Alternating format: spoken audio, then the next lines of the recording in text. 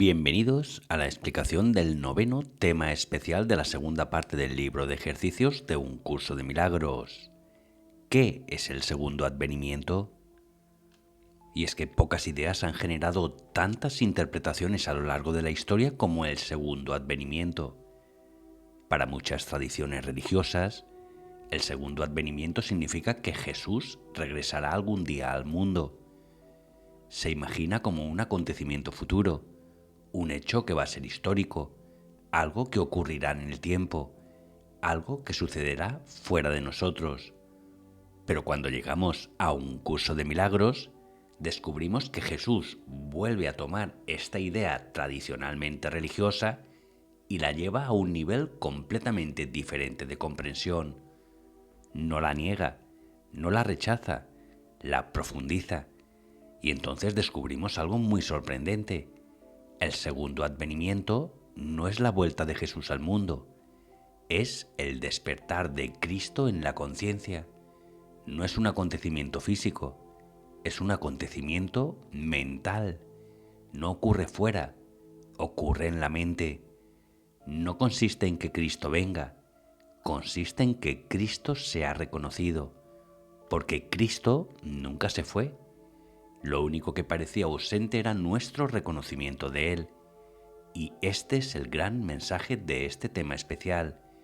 El segundo advenimiento es el final de la percepción de separación y el reconocimiento de nuestra verdadera identidad como el Hijo de Dios, como el Cristo que somos. Y es que Cristo nunca se fue. Antes de comprender el segundo advenimiento, debemos comprender qué significa Cristo en el curso. Cuando el curso habla de Cristo, no está hablando únicamente de Jesús. Jesús es la manifestación más conocida de la conciencia de Cristo, pero Cristo es mucho más que una persona. Cristo es la identidad que todos compartimos, es el único Hijo de Dios, es la creación perfecta de Dios, es la inocencia eterna, es el ser que permanece intacto más allá del sueño. Por eso, Cristo no tiene que regresar, porque nunca se fue. Lo que parecía ausente era nuestra conciencia de esa realidad. Y dice, es simplemente la corrección de todos los errores. La definición que ofrece el curso resulta sorprendente. No habla de catástrofes, no habla de acontecimientos sobrenaturales, no habla de castigos, no habla de juicios. Dice simplemente el segundo advenimiento de Cristo es la corrección de todos los errores. Y observa la sencillez de esta definición. Todo el sistema de pensamiento del ego se basa en errores. Errores acerca de Dios, acerca de nosotros, acerca de nuestros hermanos, acerca del mundo, acerca de la separación.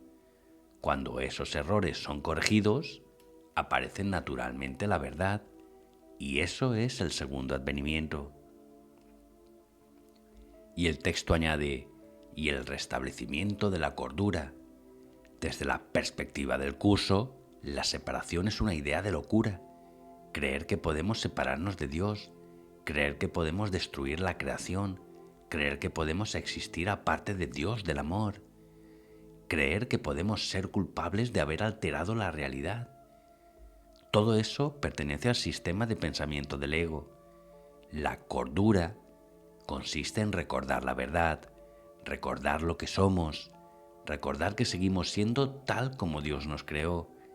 Y el segundo advenimiento representa precisamente ese retorno completo a la cordura. Y el texto continúa y dice, restaura lo que nunca se perdió. Y esta es una de las ideas más importantes del curso, porque normalmente pensamos que debemos recuperar algo perdido, la inocencia, la paz, la unión con Dios. Pero el curso nos enseña que nada de eso se perdió jamás. Solo pareció ocultarse detrás de las ilusiones. Por eso, el segundo advenimiento no crea nada nuevo, simplemente revela lo que siempre estuvo ahí. ¿Y cuál es el papel del perdón en todo esto? Pues a continuación encontramos una definición profundamente importante. El segundo advenimiento es la señal de que estás dispuesto a dejar que el perdón descanse sobre todas las cosas, sin excepción y sin reservas. Y este es el proceso que prepara la mente para el segundo advenimiento. Mientras sigamos manteniendo excepciones, seguiremos creyendo en la separación. Mientras sigamos diciendo, esto sí lo perdono, pero esto no. A esta persona sí la veo inocente, pero a esta otra no. Esto sí se puede entregar, pero esto otro no. Si hacemos todo eso, todavía estamos defendiendo alguna parte del sistema de pensamiento del ego. Pero cada práctica de perdón va deshaciendo una parte de esa resistencia. Cada juicio que entregamos, cada resentimiento que dejamos de proteger, cada hermano al que liberamos de nuestra condena. Todo esto va sanando la mente. Pero el segundo advenimiento no es simplemente el comienzo de todo este proceso, es su culminación. Tiene lugar cuando el perdón ya se ha vuelto total, cuando ha descansado sobre todas las cosas sin excepción y sin reservas, cuando la mente ha sido completamente sanada de la creencia en la separación, cuando ya no queda ninguna culpa que proyectar, ningún juicio que defender, ningún hermano al que excluir. Entonces, la visión de Cristo se acepta por completo y la mente reconoce finalmente su verdadera identidad. Eso es el segundo advenimiento. Y el texto insiste en algo extraordinario. Dice que el segundo advenimiento es completamente inclusivo. Esto significa que nadie queda fuera, nadie es excluido, nadie es rechazado, nadie es olvidado, porque la filiación es una. No existe una parte salvada y otra condenada, no existe una élite espiritual, no existen elegidos, no existe un nosotros frente a un ellos. La unidad no puede excluir, y el segundo advenimiento es el reconocimiento de esa unidad. Y el texto nos dice, la luz del perdón ilumina el camino del segundo advenimiento. Y como hemos dicho antes, esto significa que el perdón no es el objetivo final, es el camino, es el medio, es la herramienta que deshace la percepción de separación. Cada vez que perdonamos, retiramos un obstáculo. Cada vez que perdonamos, debilitamos una barrera. Cada vez que perdonamos, permitimos que la visión de Cristo ocupe el lugar de la percepción del ego, hasta que finalmente no queda ningún obstáculo y el perdón ha cumplido completamente su función. Y dice el texto, así por fin se reconoce la unidad. Y esta frase podría ser la más importante de todo este tema especial, porque el objetivo final no es simplemente perdonar, ni siquiera ver con los ojos de Cristo. El objetivo final es reconocer la unidad, reconocer que jamás existieron intereses separados, reconocer que jamás existieron voluntades separadas, reconocer que seguimos siendo un solo Hijo de Dios. Y el final de las enseñanzas del Espíritu Santo.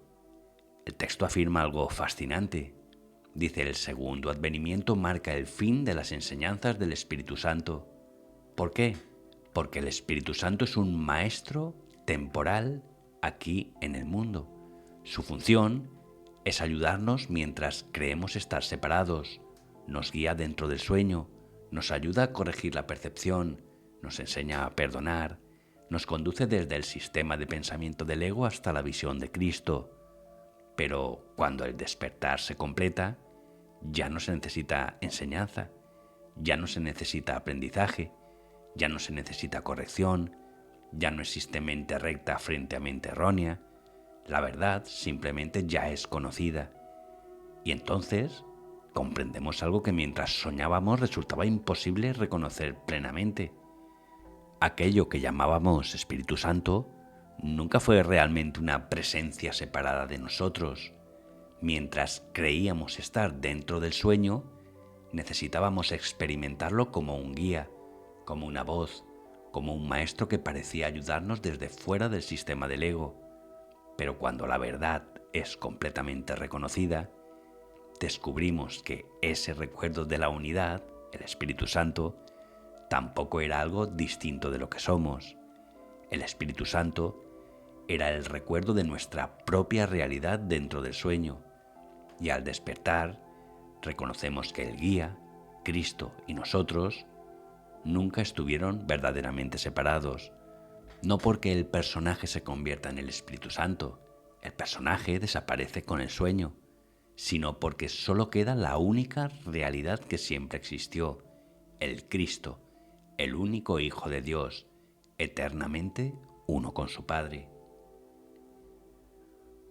Y el juicio final según el curso. Aquí aparece otra idea tradicional completamente reinterpretada. Muchos imaginan el juicio final como un tribunal divino, Dios evaluando a cada alma, premiando a unos, castigando a otros. Pero el curso presenta una visión completamente diferente. El juicio final es el reconocimiento final de la verdad, es el final de toda condena, el final de toda culpa, el final de todo ataque, el final de toda acusación, el final de toda separación. No es un juicio contra nosotros, es la desaparición de todos los juicios. De todas maneras, este concepto del juicio final se explicará con mucha mayor profundidad en el siguiente tema especial que trata precisamente de esto. Y el texto dice, en el segundo advenimiento todas las mentes se ponen en manos de Cristo. Y esto no significa sometimiento, no significa pérdida de libertad, significa corrección total, significa que todas las percepciones erróneas son sanadas, significa que todas las mentes recuerdan la verdad, significa que todas las mentes recuerdan quiénes son. Aunque el curso utilice aquí el plural por su lenguaje pedagógico, el resultado final es el reconocimiento de que nunca existieron muchas mentes separadas en la realidad, solo existe el único Cristo y el único acontecimiento que el tiempo no puede afectar. El curso afirma algo extraordinario. El segundo advenimiento es el único acontecimiento dentro del tiempo que el tiempo no puede afectar. ¿Por qué? Porque realmente señala el final de la creencia en el tiempo, en la separación. Su cumplimiento, por tanto, es absolutamente seguro, tan seguro como Dios. No depende de las circunstancias, no depende de las historias, no depende del mundo. Forma parte del desenlace inevitable del sueño.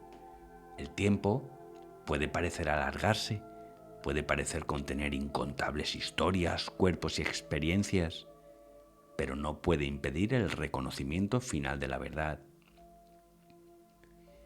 Y todos son liberados. El texto es absolutamente claro. Todos son liberados, no unos pocos, no los más avanzados, no los más espirituales, no los más virtuosos, no los que mejor se han portado.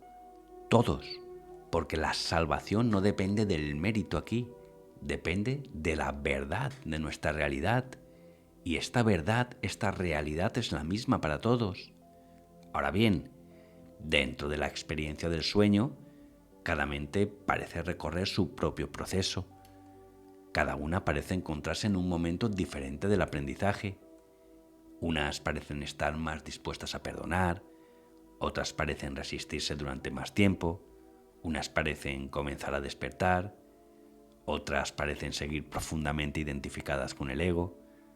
Pero estas diferencias pertenecen únicamente al tiempo y al sueño. El despertar final no puede ser individual, no puede haber una parte de la afiliación completamente despierta mientras otra parte permanece eternamente dormida, porque la afiliación es una. En el tiempo parece haber procesos individuales, pero al final el despertar es total, es el reconocimiento completo de que nunca existieron muchos hijos separados, solo el único Cristo. Y Cristo como una sola identidad, y aquí llegamos al corazón del tema. El segundo advenimiento es el reconocimiento de una sola identidad compartida, no millones de identidades separadas, no millones de almas independientes, no millones de seres aislados, un solo Cristo, un solo Hijo, una sola realidad. El lenguaje de muchas mentes y muchos hijos pertenece al sueño y a la forma pedagógica en la que el curso se dirige a nosotros. Pero la verdad hacia la que nos conduce siempre es a la unidad total. ¿Y por qué debemos pedir que ocurra pronto? El texto nos invita a orar para que el segundo advenimiento tenga lugar pronto, no porque su resultado sea incierto, sino porque nuestra disposición parece acortar el tiempo.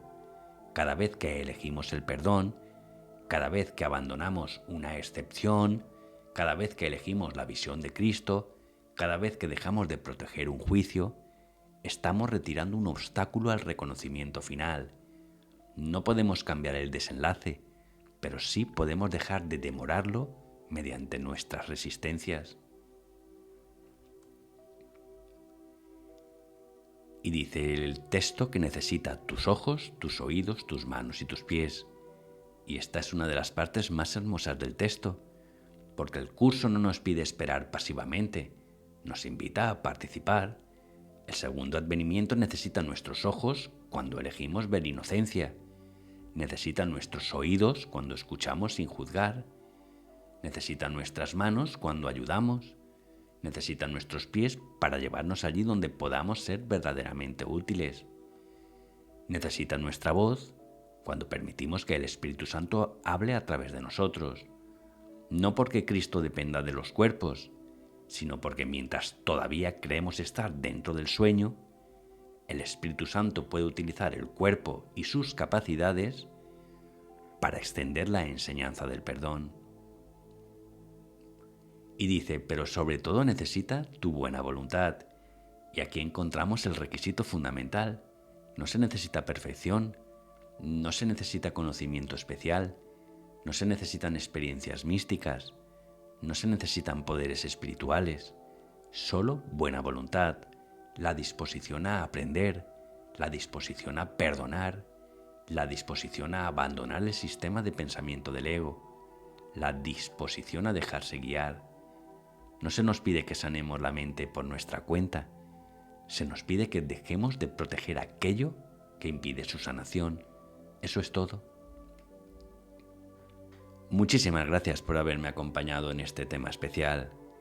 Y es que durante siglos se ha esperado el segundo advenimiento como un acontecimiento futuro, como la llegada de Jesús de nuevo al mundo, como un suceso extraordinario que tendría lugar dentro de la historia. Pero un curso de milagros transforma completamente esta idea. El segundo advenimiento no es la llegada física de Jesús, es el reconocimiento total de Cristo, es la corrección completa de todos los errores, es el restablecimiento definitivo de la cordura, es la culminación del perdón, cuando ya no queda ninguna excepción ni ninguna reserva. Mientras practicamos el perdón, estamos recorriendo el camino que conduce hasta él. Cada juicio entregado retira un obstáculo, cada resentimiento abandonado debilita la creencia en la separación, cada hermano liberado de nuestra condena nos acerca al reconocimiento de la única identidad que compartimos.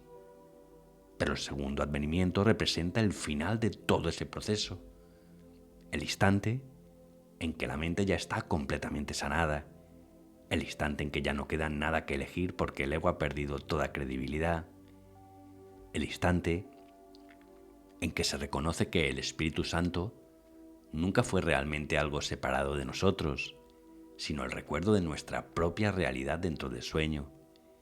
En el tiempo, parece que cada mente recorre su propio proceso, pero cuando una mente despierta, el despertar final es total, porque la filiación es una. Nadie queda fuera, nadie es abandonado, nadie permanece eternamente dormido. Y cuando el último velo desaparece, Cristo no llega desde ningún lugar, simplemente se reconoce que siempre estuvo ahí, una sola identidad, un solo hijo, una sola realidad. Ese es el verdadero significado del segundo advenimiento. Muchísimas gracias.